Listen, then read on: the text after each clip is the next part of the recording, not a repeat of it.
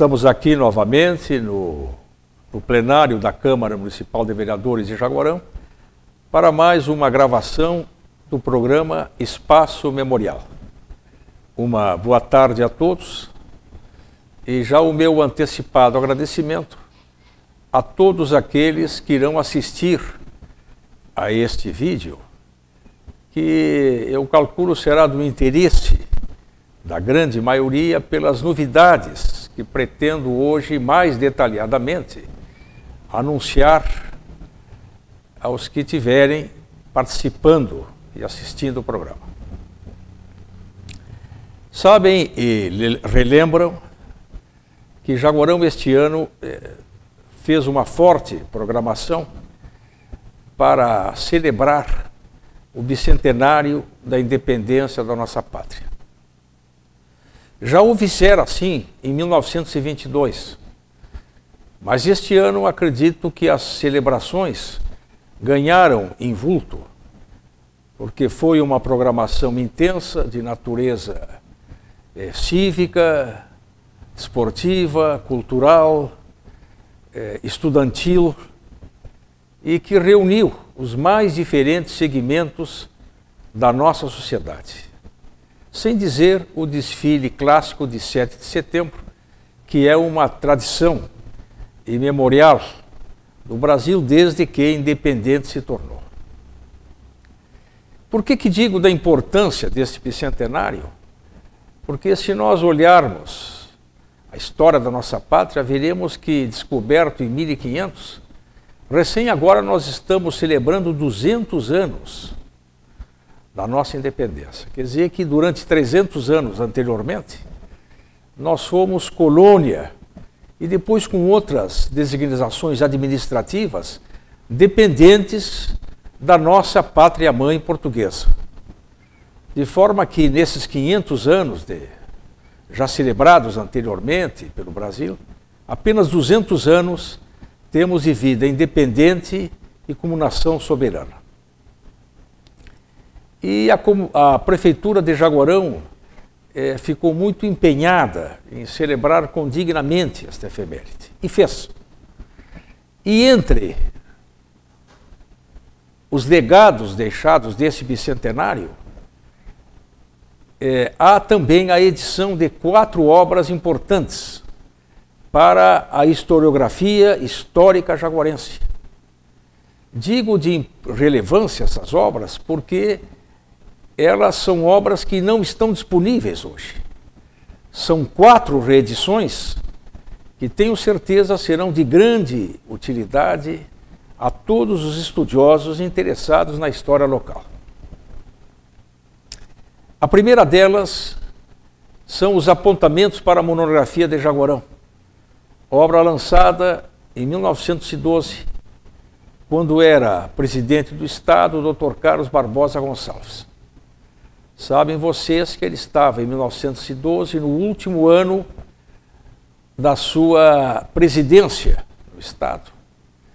E, curiosamente, com família e ele próprio ligado à nossa vida rural, ele quis fazer a primeira exposição agropecuária do Estado. E o fez de maneira muito singular, inaugurando o Parque de Exposições do Menino Deus, que marcou gerações ruralistas rio-grandenses. E inaugurado em 1912, veio a ser desativado apenas em 1970, quando do atual Parque de Esteio, onde se realizam anualmente as nossas exposições feiras e muito especialmente a Expo Inter. Pois bem, querendo e preocupado em fazer essa exposição, Carlos Barbosa também foi inovador num sentido. Foi a primeira exposição com a expressão agropecuária. Aliás, a segunda exposição com a expressão agropecuária, porque a primeira foi no seu 2º ano de governo, em 1909, realizada onde hoje o Parque da Redenção. É ali que ficava o Parque das Exposições, na capital do estado, em Porto Alegre. Pois bem, esta obra é uma obra de relevante importância, como disse, na historiografia de Jaguarão.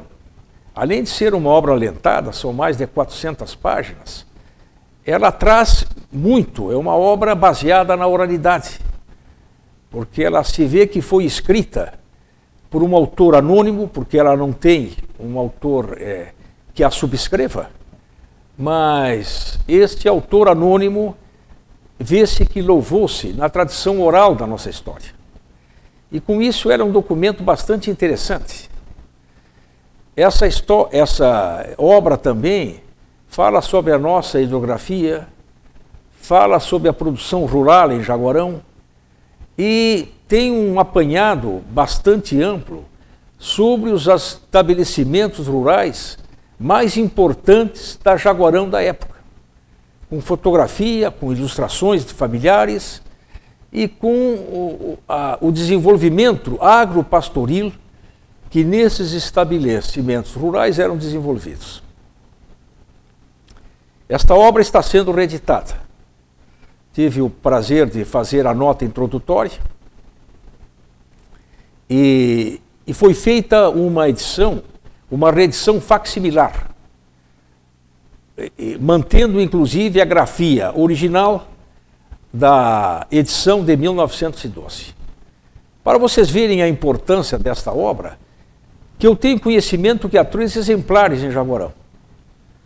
Um no Instituto Histórico de Jaguarão, que pertenceu ao Amadeu Azevedo. Aqueles que não conhecem, foi um dos fundadores da Radiocultura de Jaguarão, a ZYU7. O outro exemplar está na Fundação Carlos Barbosa. E o exemplar de que eu me servi, para a edição facsimilar, pertence à família de um saudoso amigo, o Dr. Gabriel Gonçalves da Silva Neto, e que pertencera ao seu avô, Coronel Gabriel Gonçalves da Silva. Assim é que esta obra é de fundamental importância, como disse, para os estudiosos da história de Jaguarão. A segunda obra a ser lançada é a reedição do centenário, do Almanaque do Centenário da Independência, lançado aqui em 1922.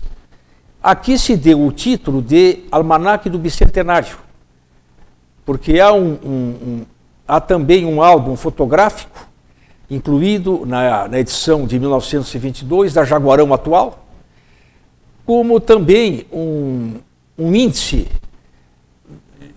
de todas as propagandas comerciais que subsidiaram a edição do Almanaque, como também tratando-se das matérias principais de conteúdo do Almanaque, que é uma obra única nesse sentido. Por exemplo, a primeira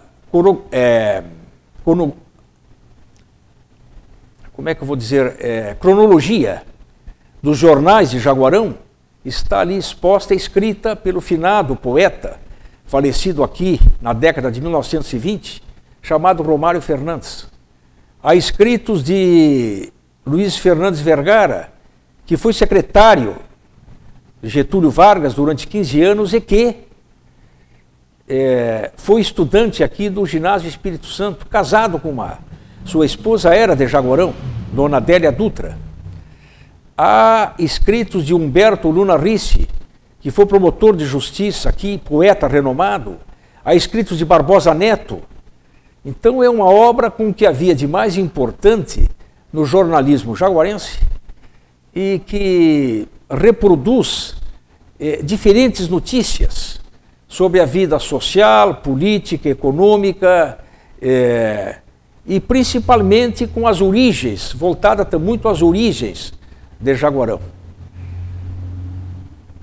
A terceira obra é um romance de 1858, escrito por um jornalista pelotense chamado Carlos Eugênio Fontana e que residiu por alguns anos em Jaguarão e, sendo brasileiro de nascimento, mas tendo residido por muitos anos, principalmente durante a Revolução Farroupilha, com a família que se homiziou na Argentina, fixando residência em Buenos Aires, ao retornar ao Brasil, anos depois de fim da Revolução, ele fundou aqui em Jaguarão o primeiro jornal que nós tivemos. Chamava-se Correio do Litoral, porque era escrito parte em brasileiro, parte em português e parte em espanhol.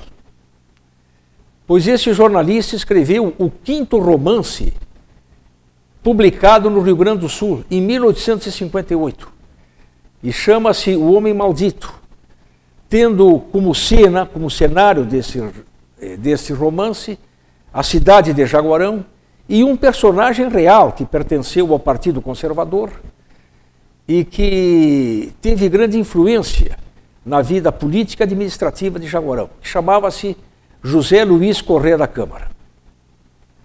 Então, este romance, posso garantir a vocês que não há um exemplar em Jaguarão. E sei que há 2 no estado do Rio Grande do Sul.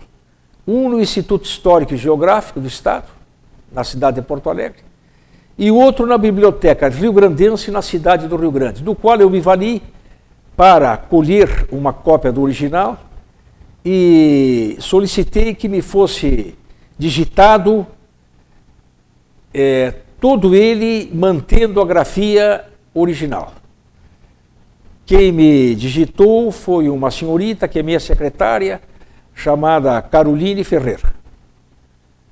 Então, é uma obra raríssima e tenho certeza, me entendeu, que ilustrará o acervo, a biblioteca de quem eu tiver ali exposto.